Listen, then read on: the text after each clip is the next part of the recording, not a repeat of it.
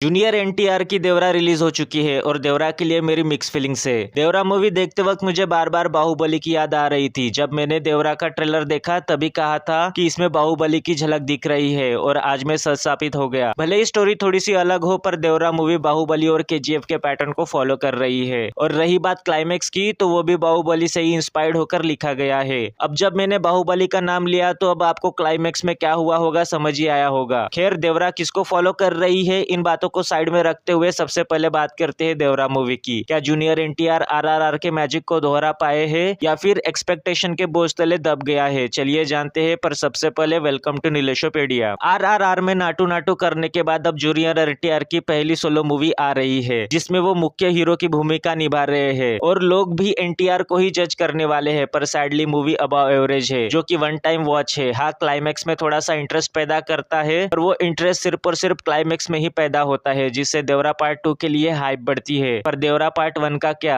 जब हम देवरा पार्ट 1 को एंजॉय करेंगे तभी तो देवरा पार्ट 2 के लिए टकटकी लगाए बैठे रहेंगे। शायद देवरा के मेकर्स भूल गए थे कि जब देवरा पार्ट 1 चलेगी तभी तो देवरा पार्ट 1 आएगी ना। मुझे तो पूरी मूवी देवरा पार्ट 2 को इंट्रोड्यूस करने के लिए ही बनाई गई है ऐसा फील हुआ। हाल ही में ये चीज मैंने सलार और इंडियन 2 जैसी साउथ की मूवीज में देखा हूँ। इन मूवीज में भी पार्ट 2 के लिए हाइप बनाने के चक्कर में पार्ट 1 को कमजोर बना दिया गया था और देवरा भी उसी की तरह निकली है। मूवी में एक भी घुसबम्स वाले मोमेंट नहीं है। अब आप बोलोगे कि शार्क वाला सीन अच्छा था पर वो तो ट्रेलर में ही दिखा दिया गया था। खैर पर उसके अलावा और कोई मोमेंट आपको याद है क्या? दिमाग पर जोर डालिए। अब आप फाइट सीक्वेंस की बात करेंगे पर वो तो हर तेलुगु मूवी में हमको देखते ही रहते हैं। तो फिर इसमें क्या खास है? जवाब है कुछ भी नहीं। मूवी में कुछ भी खास नहीं है क्योंकि मूवी बाहुबली के पैटर्न को फॉलो कर रही थी। इसी वजह से स्टोरी को पहले ही प्रेडिक्ट कर चुका था। मूवी को और भी बढ़िया बनाया जा सकता था। किसी को फॉलो किए बिना पायरेट्स की स्टोरी को इंटरेस्टिंग वे में दिखाया जा सकता था पर वो अपॉर्चुनिटी अब मिस हो चुकी है। मूवी हमें बार बार केजीएफ और बाहुबली की याद दिलाती है। जहाँ केजीएफ में रॉकी भाई को स्टोरी बता रहा था तो यहाँ पर प्रकाश राज देवरा की स्टोरी बता रहा है। वो भी कुछ अनजान आदमियों को जो उसे 5 मिनट पहले ही मिले हैं। ना सिर्फ बता रहा तो जो राज उसने अपने गाँव वालों से छुपाए रखा था वो राज वो एक अनजान आदमी के सामने उजागर कर देता है। पता नहीं राइटर की क्या मजबूरी थी। अरे हाँ, उन्हें बाहुबली जैसा क्लिफ हैंगर जबरदस्ती जो पैदा करना था। अगर बात करूं मूवी के फर्स्ट हाफ की तो फर्स्ट हाफ अच्छा है। मूवी में आपको इंटरेस्ट बनाए रखता है पर जैसे ही हम सेकंड हाफ में पहुंचते हैं अचानक से मूवी रुक सी जाती है। स्टोरी आगे बढ़ने का नाम ही नहीं लेती और मूवी में जो गाने ऐड किए गए हैं वो मूवी से आपका ध्यान भटका देते हैं। पर सैफ अली खान का परफॉर्मेंस अच्छा था जो आपको सेकंड हाफ में मूवी के साथ बांधे रखती है और सरप्राइजिंगली वही काम जानवी कपूर करती है। हाँ, वैसे तो जानवी को सिर्फ मूवी में ग्लैमर का तड़का लगाने के लिए रखा गया है। मूवी में उसका कोई खास रोल नहीं है। अगर मूवी से आप जानवी के कैरेक्टर को हटा दोगे तो भी मूवी पर उसका कोई भी असर नहीं पड़ेगा। पर जानवी कपूर की वजह से